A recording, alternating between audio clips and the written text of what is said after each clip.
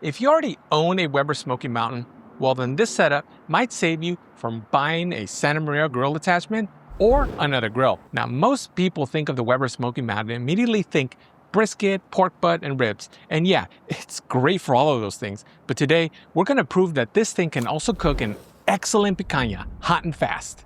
And it's a great introduction to this type of hot and fast live fire cooking. Let's get this Weber Smoky Mountain set up. Let's remove the lid, remove the top grate, remove the midsection grate, and remove the water bowl. Lastly, let's remove the midsection.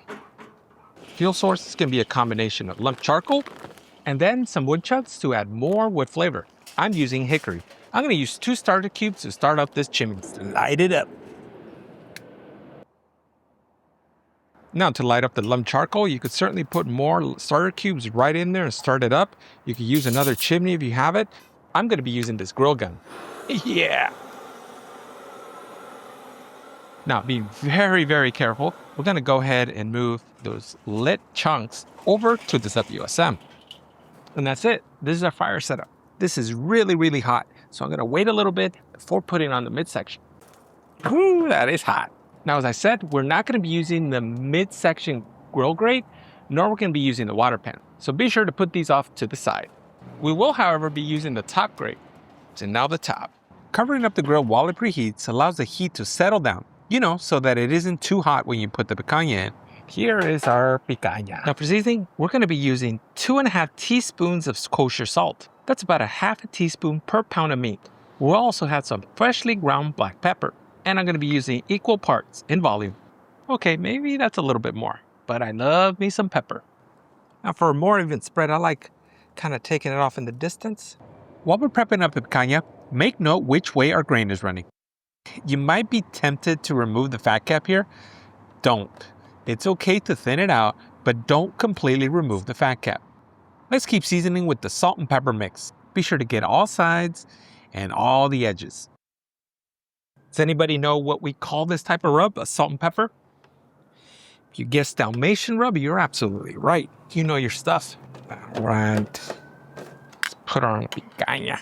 Meat side down first. All right, let's cover it up. Now, the reason this setup works is because the grate is elevated higher away from the fire. That means a lot less flare-ups and a lot less burning. Now, the lid is a really big deal. Unlike open fire cooking, the lid is going to trap that heat inside and it's going to circulate all around, and it's going to cook the meat a lot more evenly and a lot faster. Plus, you can also be saving on fuel.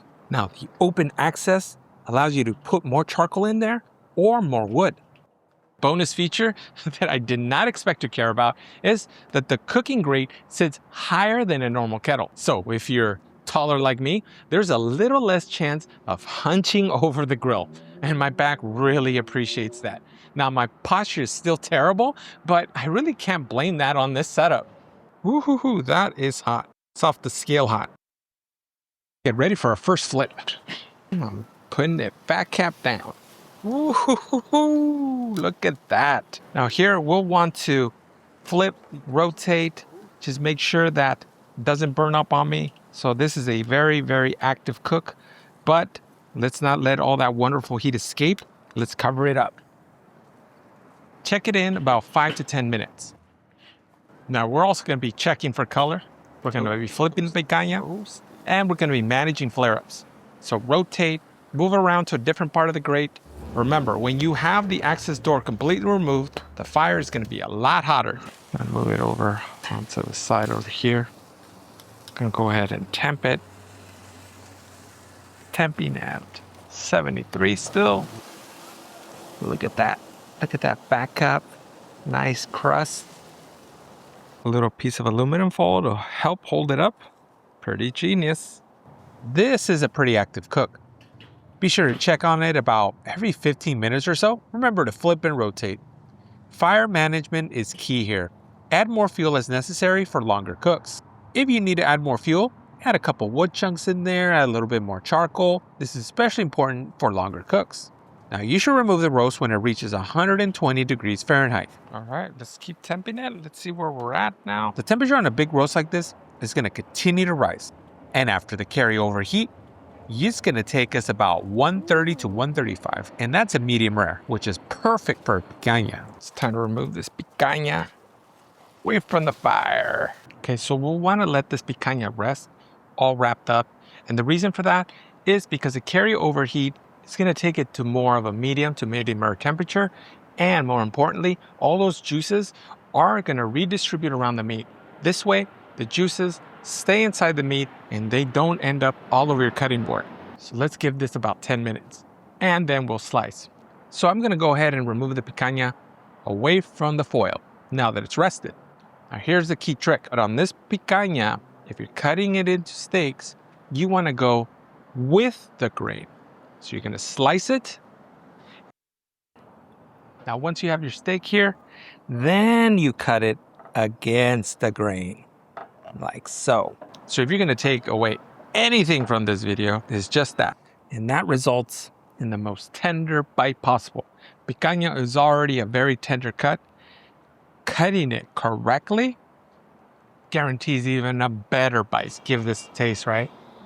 Fat was just perfectly crispy, perfect medium rare. Never tried a picanha, you have to do it. Now, as far as cooking it this way, I love this method of cooking and I don't see it very often. And that's why I wanted to share it with you. Now, this is not the first time I've actually done this type of cook.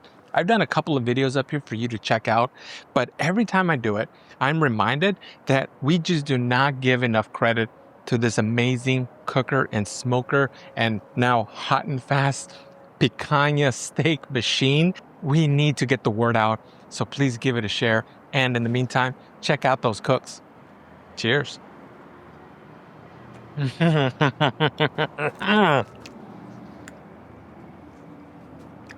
Wow.